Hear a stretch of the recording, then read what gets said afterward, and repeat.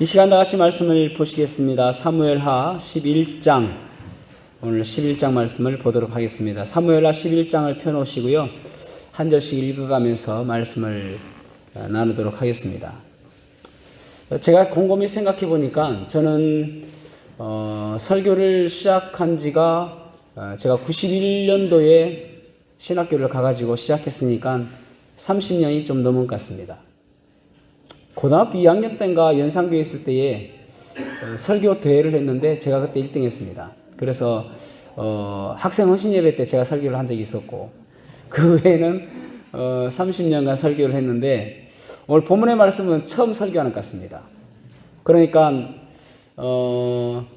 설교 중간에 내용들을 인용하긴 했지만은 사무엘하 11장 가지고 설교는 30년 동안 처음 하는 것이라고 보면 될 것 같습니다. 하여튼 제 데이터는 그렇습니다. 그만큼 하기 싫은 본문입니다. 또 조금 민망스러운 부분도 있고 그렇습니다. 그래서 어지간하면 하기 싫은 본문인데 어쩔 수 없이 순서가 되었기 때문에 하게 되었습니다. 좀 민망스럽더라도 그러려니 하고 그 가운데서 또 우리가 하나님께서 우리에게 하시는 말씀이 무엇인지 깨닫는 귀한 시간이 되었으면 좋겠습니다. 1920년대에 보험회사의 관리자였던 하버트 하인리히라는 사람이 있었습니다. 이 사람이 7만 5천 건의 사고 난 것들을 종합해 보니까 큰 사고가 한 번에 일어나지 않았다는 것을 발견하게 되어집니다. 그래서 이 사람이 1대 29대 300이라는 법칙을 이제 만들게 되어집니다. 이것을 가리켜서 하인리히 법칙이라고 이야기합니다.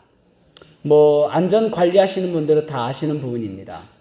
1대 29대 300이라는 말은 무슨 말인가 하면은 어느 큰 사고가 일어나기 전에는 그 전에 전조 증세가 있었다는 것입니다. 작은 사고들이 여러 번 일어나다가 큰 사고가 일어난다는 것입니다. 그래서 아주 작은 사고가 300번 일어나다 보면은 결국은 조금 더 큰 사건이 29번 일어나게 되어지고, 그리고 나서 아주 대형 사고가 한 번 터진다는 것이 바로 이 하인리히 법칙입니다. 비단 이 물리적인 이런 사태, 물리적인 현상뿐만 아니라 저는 이것을 영적으로 한번 오늘 보려고 합니다. 그래서 오늘 본문의 말씀을 가지고 영적 하인리히 법칙이라는 제목으로 말씀을 나누려고 합니다. 영적으로도 마찬가지거든요. 어떤 사람이 어느 날 갑자기 큰 죄를 짓는 게 아니거든요.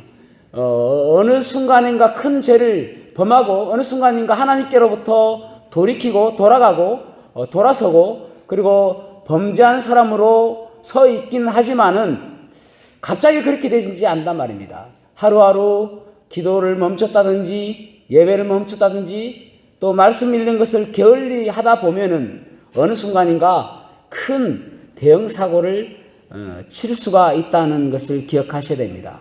오늘 본문의 말씀은 다윗이 지우고 싶은, 덮고 싶은 가장 치욕적인 일이라고 할 수가 있을 것입니다. 그런데 이것이 어느 한순간에 일어난 것이 아니거든요. 사실은 가장 큰 다윗의 잘못은 무엇인가 하면은 많은 사람들이 간음죄라고 이야기하지만은 사실 간음죄보다 더 큰 것이 있습니다. 살인 교사죄. 우리아를 죽인 우리가 너무나도 잘 알지 않습니까? 간음죄도 물론 큰 사고죠. 큰 죄악이죠. 큰 범죄입니다. 그러나 그보다 더 큰 범죄는 살인보다도 더 큰 범죄는 없겠죠. 그래서 오늘 본문의 말씀을 통해서 과연 이 다윗의 범죄하는 그 과정들은 어땠는지를 보려고 합니다. 자, 11장 1절 말씀 한번 읽어보겠습니다. 11장 1절 시작.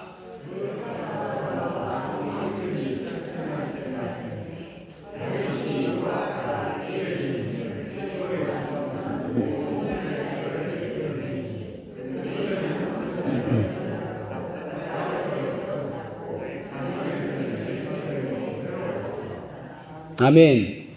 그 해가 돌아와 라고 말씀하고 있습니다. 이 말은 무슨 말인가 하면은 고대 전쟁에서는 오늘날처럼 이렇게 갑작스럽게 전쟁하는 것이 아니라 전쟁을 한참 하다가 추운 겨울이 옵니다. 그러면은 전쟁을 잠시 멈춥니다. 야, 춥다. 좀 쉬었다 하자. 그래서 봄이 되어지면 다시 시작하는 것입니다. 이맘때 다시 한번 여기서 모여서 또 전쟁하자. 이렇게 쉬는 것인데, 지난번 우리가 10장에서 우리가 보았듯이 다윗이 이제 암몬의 왕이 죽었기 때문에 자기의 조문단을 확인하지 않습니까? 근데 그 아들 한운이 그것을 갖다가 이제 치욕스럽게 수염을 자르고 또 죽은 볼기짝을 자르고 그래가지고 이제 아주 치욕을 주지 않습니까?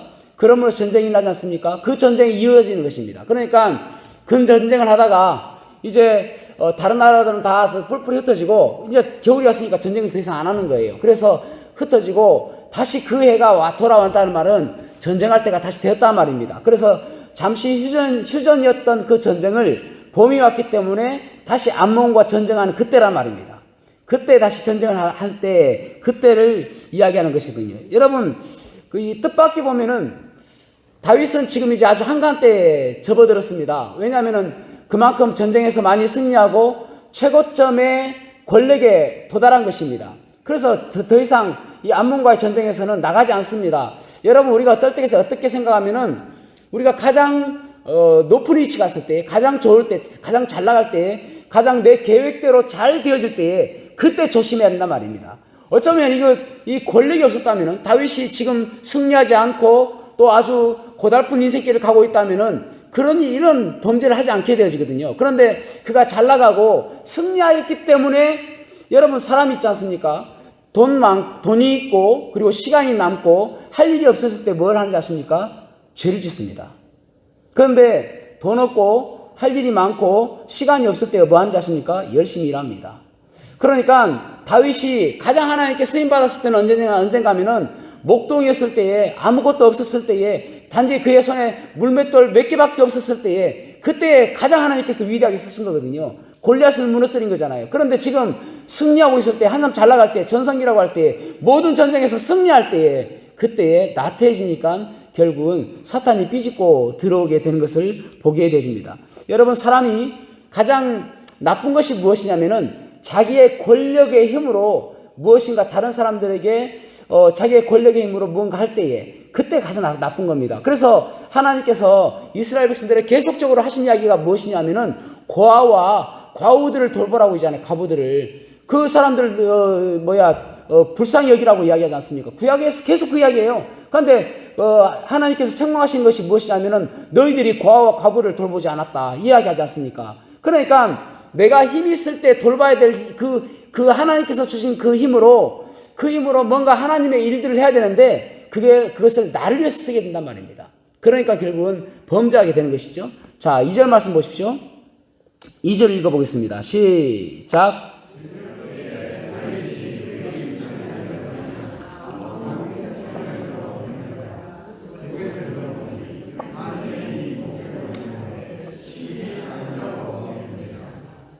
아멘.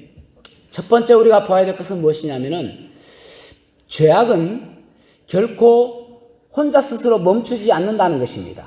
다시 한번요. 죄악은 스스로 멈추지 않는다는 것입니다. 그러니까 그대로 우리가 우리의 몸을 그 죄악에 맡겨서 살게 되어지면은 브레이크가 없다라는 말입니다. 여러분 자동차에서 제동 장치가 브레이크가 있지 않습니까? 그리고 또 악셀라다도 있죠. 무엇이 더 중요할까요? 브레이크가 중요합니다. 저도 브레이크 안 밟아가지고 사고 났지 않습니까? 브레이크가 더 중요한 거예요. 브레이크 밟으면은 가지는 못할 망정 사고는 안 나거든요. 보통은 이제 악셀라다를 밟아서 사고 나지 않습니까? 브레이크를 밟아야 될 때에 악셀라다를 밟아가지고 뭐 어디를 추돌한다든지 그러지 않습니까? 여기 지금 보면은 다윗은 어떤 위치에 있냐면은 할 일이 없으니까 낮잠을 잔 거예요. 그래서 저녁쯤 일어나게 된 것입니다. 중동 지역의 사람들이 이것이 습관화되어 있습니다. 낮엔 너무 더우니까요. 그래서 낮잠을 자고 일어나서 저녁에 일어나서 이렇게 거닐다 보니까 저 밑에서 한 여인이 목욕하는 것을 보게 되집니다. 목욕하는 것을. 여기 보면은 자 오늘 본문에 벌써 보면은 본이 보니 보았더라 그렇게 말씀하고 있죠. 보니 보이는지라 앞에 보니 그 다음에 보이는지라 그렇게 말씀하고 있죠. 남자들은 무엇을 조심해야 되냐면요. 남자의 습성이 무엇이냐면은 어디에 유혹이 되냐면은 보는 것입니다. 시각과 청각에 남자는 유혹당합니다. 그러니까 시각과 청각에 예민해서 남자들은 정말 조심할 것이 무엇이냐면은 보는 것을 조심해야 됩니다. 여자들은요? 여자들은 감정. 그래서 어떤 경우 그러지 않습니까? 아내는 아주 이쁜데 남자는 우락부락해요. 조인성이나 조정석 그렇게 안 닮았습니다. 우락부락해요. 그러면 우리가 생각할 때 그러지 않습니까? 뭐가 저렇게 남자가 좋아가지고 저렇게 남자가 돈이 많은가? 그렇게 생각하잖아요. 근데 여자들은 남자가 듬직하고 믿을만하고 그거 보는 것이지 남자가 얼마나 잘생겼는가 그거 안 본대요. 모르겠습니다. 여러분들은 반대하실지 모르겠지만은 여러분 신랑은 멋지게 보이겠죠. 어쨌든 여러분들이 반대할지 안 할지 모르겠지만은 심리학자들이 그렇게 이야기합니다. 남자들은 시각과 청각에 예민하다. 그래 보는 거 조심해야 되거든요. 여기 다윗이 보았을 때에 보니 보았더라 그렇게 말씀하고 있잖아요. 그러니까 보니 보이는지라 그렇게 말씀하고 있잖아요. 여기에서 남자애가 조심해야 될 것을 깨닫고 항상 조심해야 되겠다라는 생각을 가지면은 어떻게 해야 됩니까? 아 이거 못 볼 거 보았네. 돌아서 해야 되죠. 그런데 눈을 씻고 또 보는 거예요. 계속 보고 있는 것입니다. 그러니까 마음에 그런 중심이 그쪽으로 가게 되는 것이죠. 자 여기서 그러면은 하나님의 사랑 같으면 어떻게 해야 될까요? 여러분 다윗과 요셉이 너무나도 대조적이지 않습니까? 요셉은요 허구한 날 그 주인 마나님이 유혹함에도 불구하고 요셉은 하나님께 내가 어떻게 득지하겠느냐라고 해서 그는 몸을 추스리고 도망칩니다. 그 자리에 있지 않습니다. 그 자리에 거의 서 있지 않는 거예요. 그런데 다윗은 또 다르지 않습니까? 다윗은 그 자리에 있으면서 보고 있잖아요. 다윗과 요셉은 너무나 다르죠. 하나님의 시각으로 바라봐야 하는데 그렇게 하지 못했다는 것입니다. 야고보서 1장 14절에서 15절에 이렇게 말씀하고 있습니다. 오직 각 사람이 시험을 받는 것은 자기 욕심에 끌려 미혹됨이니 욕심이 잉태한 즉 죄를 낳고 죄가 장성한 즉 사망을 낳느니라. 아멘. 죄는 결국은 우리에게 사망을 가져다 준다라는 것입니다. 결국은 다윗의 이 죄가 사망을 가져다 주는 것을 암시하고 있는 것이죠. 그 다음에 또 한번 보십시오. 다윗이 어땠는가? 자, 3절 말씀 읽어보겠습니다. 3절 시작.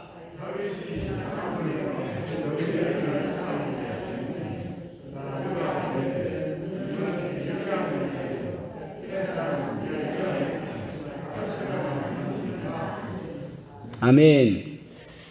우리아는 이스라엘 사람들이 아닙니다. 가나안 족속의 헷 족속의 사람입니다. 그럼에도 불구하고 이 다윗의 30인 용사 가운데 한 사람으로 뽑혀 있는 상태입니다. 그러니까 엄청 출세한 사람이죠. 출세할 만큼 그는 믿음직한 사람이었단 말입니다. 그런데 그의 아내가 우리아였다. 맹세의 딸이라는 이름이거든요. 바스바의 이름의 뜻은 맹세의 딸이라는 이름입니다. 그러니까 바스바인데 여기서 자꾸 한 걸음 한 걸음 나가는 것을 보게 되죠. 여러분 우리가 한 걸음 나갈 때 처음에는 조금 머뭇거리기도 하죠. 그런데 죄라는 것은 아주 멈추지 않게 계속 뒤에서 등을 떠밀어요.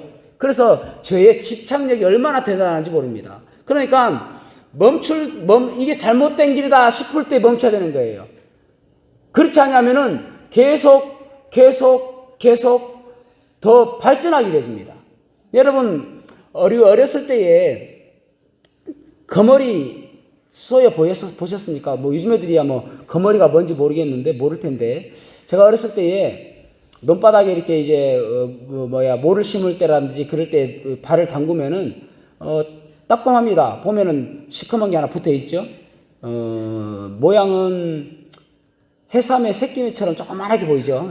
거의 모양은 해삼처럼 길쭉 해가지고 있습니다. 아야에서 이제 어려서 울면은 어떻게 뗍니까? 손으로 잘 안 떼고요. 어른들이 고무신 벗어가지고 딱 때립니다. 그럼 딱 떨어져요. 그 머리가. 그럼 떨어질 때 어떻습니까? 그냥 얌전하게 예 물러가겠습니다 하고 떨어집니까? 피를 보고 떨어집니다. 피를 빨고 있다가 그 피가 그거 떼고 나면 피가 질질 흐르잖아요. 그만큼 그 머리의 집착력이 얼마나 대단한지 모릅니다. 그런데 죄도 못지 않거든요. 여러분, 우리가 거짓말인 거 있잖아요. 거짓말이라는 거. 처음에 거짓말할 때 거짓말 하려고 하고 싶은 그런 충동이 생길 때가 있잖아요. 분명히 있습니다. 누가 뭐 물어볼 때 딱 거짓말하고 싶을 때가 있거든요. 근데 이 거짓말하게 되어지면은 그 다음날 또 그 다음 다른 거짓말 해야 되고 또 그 다음 거짓말 해야 되고 엄청 복잡해집니다. 그러니까 뭔가 잘못했을 때에 거기에서 딱 듣고 아, 내가 잘못했다. 그렇게 하는 것이 가장 편한 일이에요. 안 그러면은 계속 마음이 불편하거든요. 그것이 영적인 사람의 모습입니다. 그러니까 다윗도 지금 자, 사람을 보냈죠. 그 다음 보십시오. 그 다음에 또 어떻게 하는가? 4절 말씀 읽어보겠습니다. 4절 시작.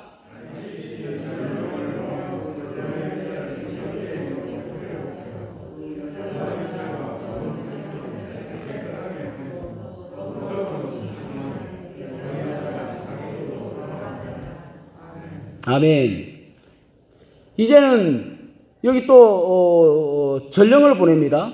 그러니까 아까는 사람을 보냈다가 좀 더 구체적이죠. 왜냐하면은 사람을 데려와야 되니까 전령을 보내가지고 바세바를 데려옵니다. 여기 얼마나 집요하냐면은요, 얼마나 집착하냐면은, 얼마나 죄에 대해서 계속적으로 더 발전하고 있냐면은 부정함 여기 보면은 부정함을 깨끗하게 하였으므로 그렇게 말씀하고 있죠. 그러니까 그때는 부정함이라는 것은 생리 중이란 말입니다.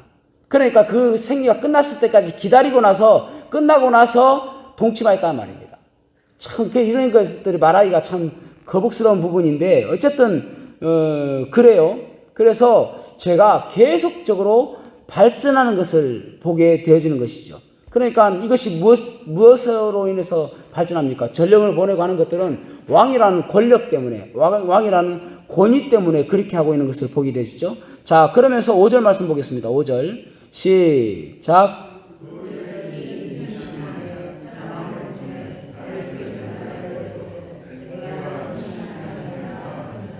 아멘. 그리고 나서 이제 뭐 한두 달이 지났겠죠. 그 과정들을 생략됐지만은 그러다가 바세바가 옥 하는 거예요. 왜 하는 거예요, 그죠? 그래서 이제 임신했다는 것입니다. 그래서 왕에게 내가 임신했다라고 이야기를 하게 되어지죠. 여기서 어떻게 그만둘까요? 여러분 같으면은 믿음의 사람이다 싶으면 어떻게 그만두겠습니까? 그런데 다윗은요, 여기서 회개하지 않습니다. 자, 6절부터 9절까지는 저와 여러분이 교독을 한번 해보겠습니다. 6절부터 9절. 다윗이 요압에게 기별하여 햇사람 우리아를 내게 보내라 하매 요압이 우리아를 다윗에게로 보내니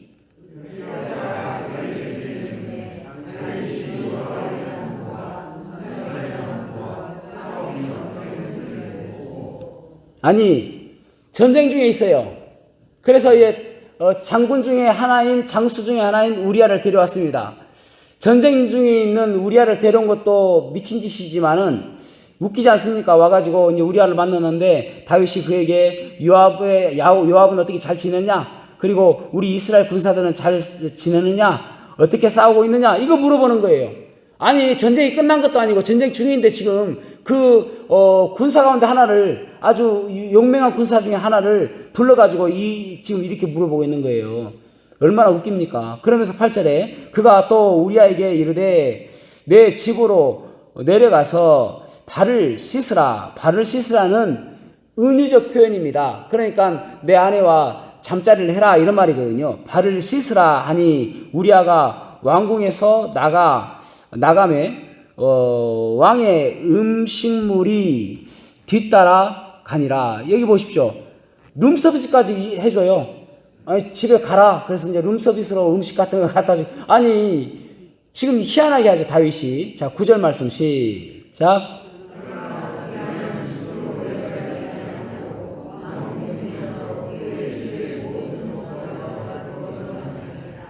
아멘.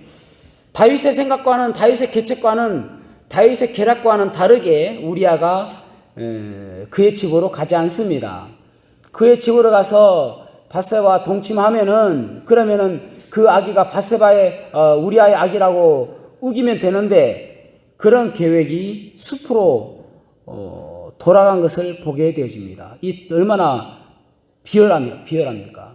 여기 보면은 구체적으로 3절에서는 사람을 보내고 6절에서는 전령을 보내고 4절에서는 전령을 보내고 6절에서는 기별을 보내고 여러 번 반복해서 계획하고 그 죄악을 점점점 더 키워가는 것을 보게 되어집니다. 여러분, 우리가 이것을 바라보면서 우리는 어떻게 해야 될 것인가? 하나님이 멈추라 할 때에, 두 번째, 하나님이 멈추라고 사인하실 때가 있습니다. 그것을 우리는 인식해야 된단 말입니다. 하나님께서 우리에게 때로는 경고하세요. 우리가 잘못된 길을 가고 있을 때에, 우리가 범죄하고 있을 때에, 우리가 태연히 그 일을 하고 있을 때에 하나님께서 우리에게 경고하신단 말입니다. 때로는 말씀을 통해서, 때로는 설교를 통해서, 때로는 믿음의 사람을 통해서, 때로는 큐티를 통해서, 심지어는 때로는 악인을 통해서까지도 우리에게 경고하실 때가 있어요. 그러니까 그때 우리가 이것은 하나님의 뜻이 아니구나 하고 멈춰야 한단 말입니다. 여기 11절 말씀 보십시오. 11절 읽어보겠습니다. 11절 시작.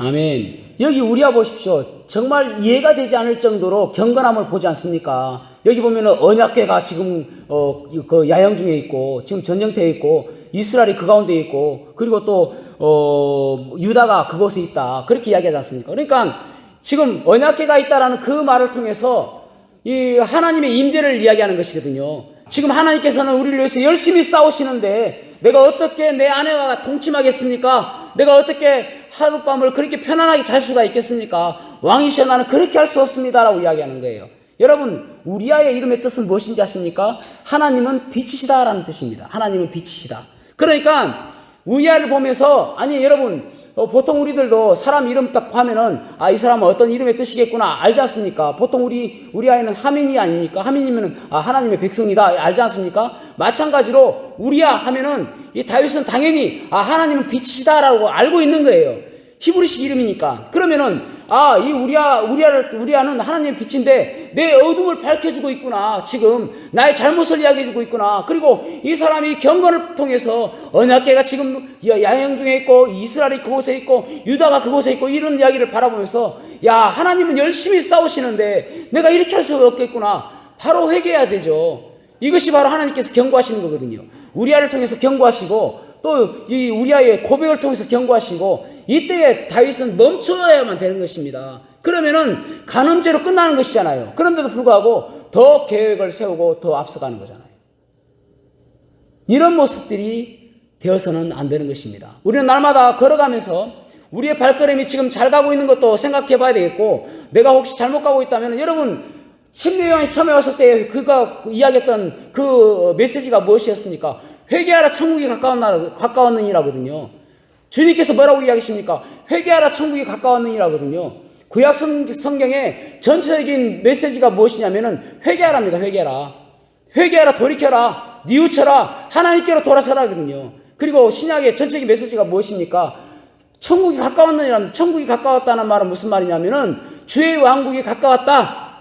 예수님께서 재림하실 것이다. 주님의 나라가 가까워왔다. 그거거든요. 깨어있으라 그런 말이거든요. 그러니까 결국은 이 회개하는 것이 주님께서 원하시는 길인데 다윗은 그렇지 못했단 말입니다. 영적으로 너무 우리아보다도 무딘 모습으로 있는 모습을 보게 되어지는 것이거든요. 여러분 우리가 이 땅에 살아가면서 잘 걸어가는 것보다 더 중요한 것이 무엇이냐면은 바로 걸어가고 있냐가 중요한 거예요. 내가 바른 길로 가고 있는가 잘못된 길을 가고 있지는 않는가 그것을 우리는 점검해 보아야 되는 것입니다. 자, 그 다음에 이제 12절 말씀 읽어보겠습니다. 12절 시작.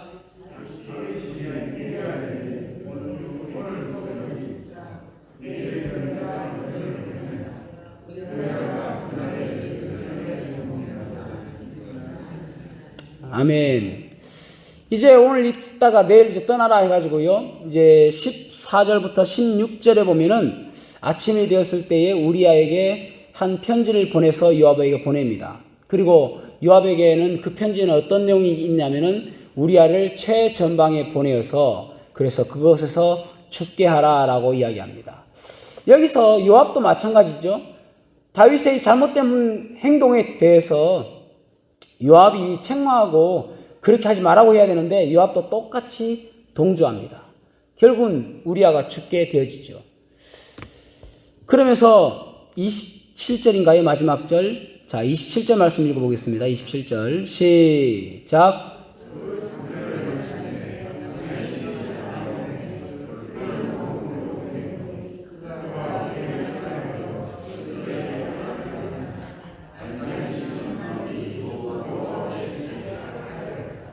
아멘. 다윗이 여호와 보시기에 악하였더라. 그렇게 말씀하고 있죠. 악하였더라. 아들을 낳았는데 그 아들은 나중에 죽게 되었죠. 자, 오늘 이 본문의 말씀을 통해서 우리가 의문이 생기는 것이 무엇이냐면은 그럼에도 불구하고 왜 다윗은 멸망하지 않았을까요? 그럼에도 불구하고 다윗은 멸망하지 않았을까요? 여러분, 그래서 우리가 때로는 잘못된 길을 가기도 하고 우리도 죄악을 범하기도 하지 않습니까? 그럼에도 불구하고 우리가 멸망하지 않을 수 있는 방법은 무엇인가? 이거예요. 첫 번째는 여러분 잘 알다시피 회개하는 것입니다. 다윗은 이제 그 다음에 우리가 12장에 보면은 나단 선지자의 책망을 듣고 회개하는 것을 보게 되죠. 그런데 여러분, 물론 회개가 중요하긴 합니다. 그런데 회개보다 더 중요한 것이 무엇인지 아십니까? 다윗이 멸망하지 않은 회개보다 더 중요한 것이 있습니다. 오늘 큐티 내용도 비슷한 내용입니다. 하나님의 언약입니다. 역대하 21장 5절에서 7절에 보면은 여호람이 왕위에 오를 때에 나이 32세라 예루살렘에 8년 동안 다스리니라. 그가 이스라엘 왕들의 길로 이스라엘 왕들의 길로 행하여, 그러니까 다윗의 길로 행한 것이 아니라 여로보암의 그 길입니다. 악한 길이죠. 행하여 아합의 집과 같이 하였으니 이는 아합의 딸이 그의 아내가 되었음이라. 그 아달랴가 아내가 되었죠. 그가 여호와 보시기에 악을 행하였으나 이거예요. 아니, 여호람이 악을 행하였는데 악을 행하였으니로 끝나는 게 아니라 악을 행하였으나 여호와께서 다윗의 집을 멸하기를 즐겨하지 아니하셨음은 이전에 다윗과 더불어 언약을 세우고 또 다윗의 그의 자손에게 항상 등불을 주겠다고 말씀하셨음이더라. 아멘. 그러니까 결국은 여호람이 그렇게 범죄했음에도 불구하고 유다 왕임에도 불구하고 이스라엘 왕처럼 행동했던 그 여호람을 멸망하지 않은 이유가 무엇이냐면은 다윗과의 언약 때문이다라고 이야기하는 거예요. 오늘 우리가 큐티의 내용도 열왕기하 13장 23절에 보면은 아마샤에 대해서 나옵니다. 아마샤는 악한 일을 하게 되었죠. 그럼에도 불구하고 하나님께서 아마샤를 멸망하지 않은 이유가 무엇인가? 아브라함과 이삭과 야곱과 언약하였기 때문이다라고 이야기합니다. 결국은 하나님의 언약 때문에 이들을 멸망시키지 않으신 것입니다. 다윗도 하나님께서 멸하지 않으시는 이유가 이미 사무엘하 7장의 다윗과 언약하였기 때문에 그런 것입니다. 그러니까 회개도 분명히 필요하다고 말씀을 드렸습니다. 그런데 우리가 한 가지 더 생각해야 할 것이 무엇이냐면은 하나님의 언약입니다. 그래서 우리가 기도할 때마다 반드시 붙들어야 할 것이 무엇이냐면은 하나님의 언약을 붙들고 기도하는 거예요. 하나님의 언약을 붙들고 하나님께서 나에게 무엇라고 말씀하셨는지. 그래서 우리는 날마다 말씀을 들으면서 말씀을 보면서 1차적으로는 말씀이 그때에 주어진 그 기자에게 주어진 말씀이지만은 지금 일른 나에게 하나님께서 주시는 말씀으로 받아들이고 그 말씀을 나에게 주시는 약속으로 믿고 붙들고 나갈 때에 하나님께서 그 약속을 우리에게 이끌어 주시는 것입니다. 기도할 때 정말 중요한 단어가 무엇이냐면 언약입니다. 하나님이 이렇게 말씀하셨지 않습니까? 구하라 그러면 주실 것이요, 찾으라 그러면 찾을 것이요, 문을 두드리라면 열릴 것이라 하셨지 않습니까? 하나님 지금 닫혀져 있는 이 문을 열어 주시옵소서. 하나님 저게 평안이 없습니다. 아무것도 염려하지 말고 오직 모든 일에 기도와 간구로 너희 구할 것을 감사함으로 하나님께 아뢰라. 그리하면 모든 지각이 뛰어난 하나님의 평강이 너희 마음과 생각을 지키시라고 하시사오니 하나님 저에게 평안을 주십시오라고 하시면은 하나님께서 그 언약 때문에 우리에게 평안 주시는 거예요. 그래서 여러분 기도할 때마다 붙들어야 될 것이 무엇인가 하면은 하나님의 언약입니다. 약속의 말씀입니다. 하나님께서 나에게 하신 그 말씀을 붙들고 기도할 때에 하나님께서 우리의 기도에 응답하여 주시는 것입니다. 하나님은 어떤 분이십니까? 신실하신 분이십니다. 하나님은 어떤 분이십니까? 미쁘신 분이십니다. 믿을 만한 분이시란 말입니다. 사라가 왜 어떻게 이삭을 낳을 수 있었습니까? 하나님은 미쁘신 줄 알았습니다 라고 말씀하잖아요. 그러니까 하나님은 언약을 꼭 지키시는 분이시란 말입니다. 그래서 우리가 회개하는 것도 중요하지만은 하나님의 약속을 붙들고 기도하는 것, 기도할 때마다 하나님께서 나에게 하신 그 약속을 붙들고 기도하는 것, 그때 하나님께서 우리에게 역사하여 주실 줄로 믿습니다. 여러분 지금 잘못된 길을 가고 있습니까? 돌이키시고 하나님의 언약의 그 말씀을 붙들고 기도하시기 바랍니다. 그럴 때 여러분의 가정을 살리시고 여러분의 남편을 살리시고 여러분들을 살려주실 줄로 믿습니다.